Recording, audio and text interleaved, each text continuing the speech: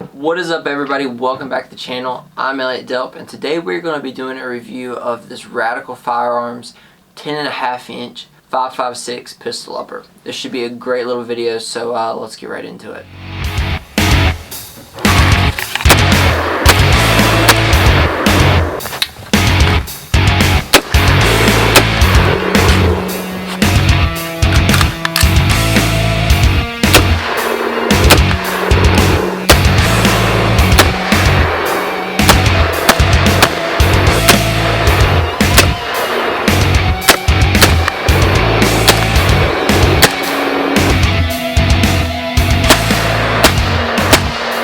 So, like I said before the intro rolled, we're going to be doing a review of this 10.5-inch 5.56 pistol upper from Radical Firearms.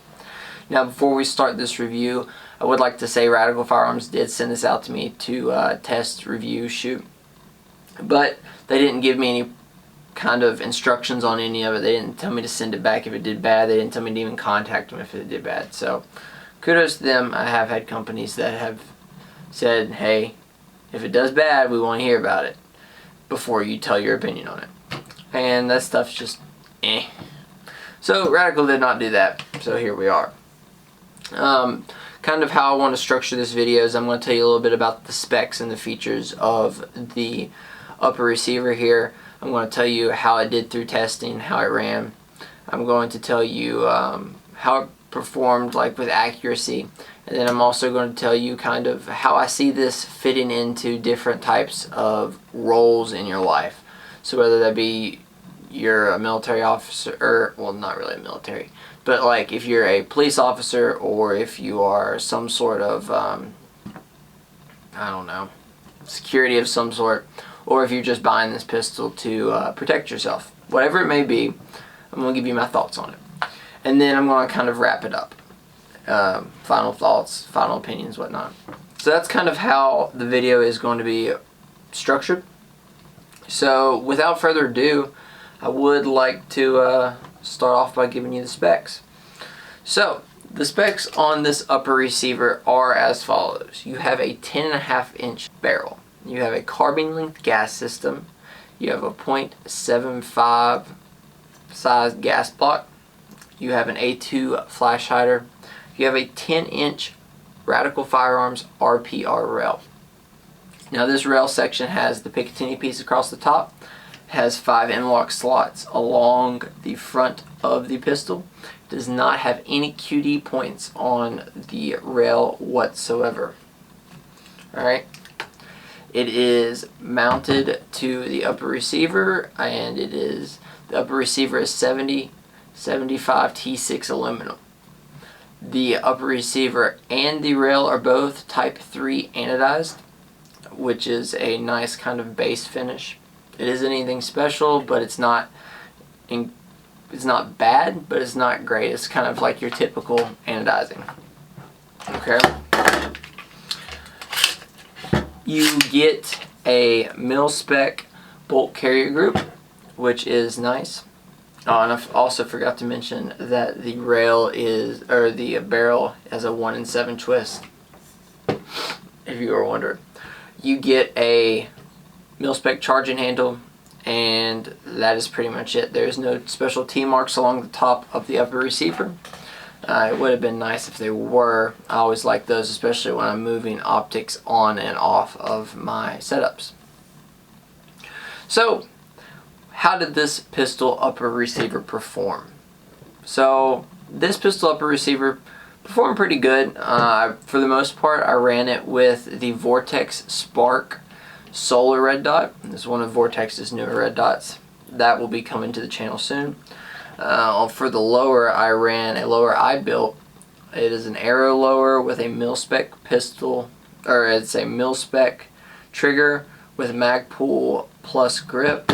You have an SBA3 tactical brace and a carbine buffer. And so really, there wasn't anything special in the lower receiver. It was kind of your run-of-the-mill. I didn't want to put anything over the top in it. I wanted to keep it pretty basic for the review. Now, let's talk about how it performed. I got this thing straight out of the box, and the first thing I did was I took it to the range and shot about 100 bullets of 55 grain Tula through it. And it did very, very well. I had 0 malfunctions, 0 misfeeds, no problems straight out of the box with those 100 rounds. Alright, over the last few weeks I've been shooting it more and more. You get your occasional stuff where you'll have a mag issue or something, but nothing glaring and nothing very consistent. So I would say the upper receivers ran very well. Every now and again I'll have it to where sometimes I won't lock the bolt back, or actually that's the only problem I've ever had with it, and that's usually because I'll get it too dirty and through the break-in process and it won't lock the bolt back. I'll clean it and it'll run just fine. So that's the only thing that's happened to it so far. It's a very good shooter, it's comfortable, it's well gassed, and I don't think you'd have a problem running it suppressed. You might get it a little overgassed if you run it suppressed. I would recommend maybe putting an adjustable gas block on it if you did run it suppressed.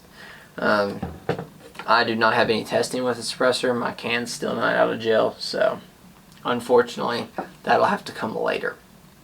But it did do very good, and I was very pleased with it.